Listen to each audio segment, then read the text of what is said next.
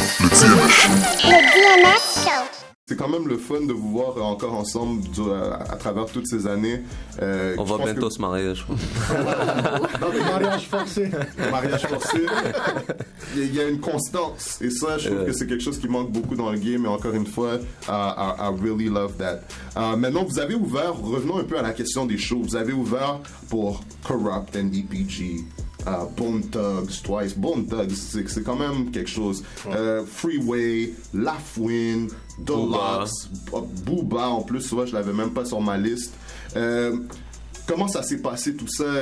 Peut-être pas rentrer dans les détails parce qu'on veut pas dire aux autres comment faire, right? De préserver nos secrets industriels. C'est quelque chose que j'avais sur le cœur depuis un bout là, par rapport au show à Montréal. Tu sais, dans le temps, nous, quand on a commencé, là, il y a deux époques. À l'époque, dans le temps, c'était comment ça fonctionnait pour les shows, c'est que le groupe ou le rappeur qui faisait le plus de bruit durant l'année, qui faisait le plus qui prenait le plus de work, mais c'est les autres qui faisaient les premières parties des shows. Exactement. Donc nous, ça nous poussait à fuck, comment ça, les autres ils ouvrent tout le temps, fait qu'on mettait plus de work, tout ça, puis au bout du compte, oui, c'était payant. Là, après un bout, maintenant à notre époque, c'est rendu à chaque fois que je regarde la première partie de chaque show, c'est du monde que j'ai jamais entendu parler, qui ont rien sorti de vidéo, tout ça. Alors le monde maintenant, comment ça fonctionne, c'est que tu achètes ta première partie. Donc non seulement tu n'es pas payé pour faire ton show en tant qu'artiste, tant que tu vends tes 50 billets, donc tu travailles comme promoteur.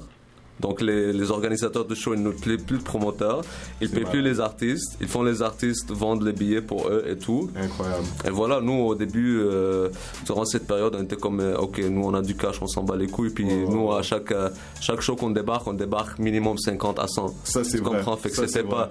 Mais après un bout, c'est pas question de l'argent, c'est le principe, tu comprends?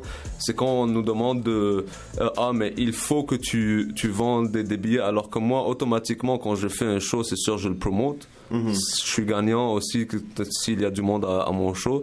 Mais là, la façon de demander, il t'impose des conditions pour faire la première. Mais écoute, mec, moi, j'ai fait ma part dans le rap game, tu comprends? Exactement. Tu me dis pas comment gérer mes affaires et tout ça.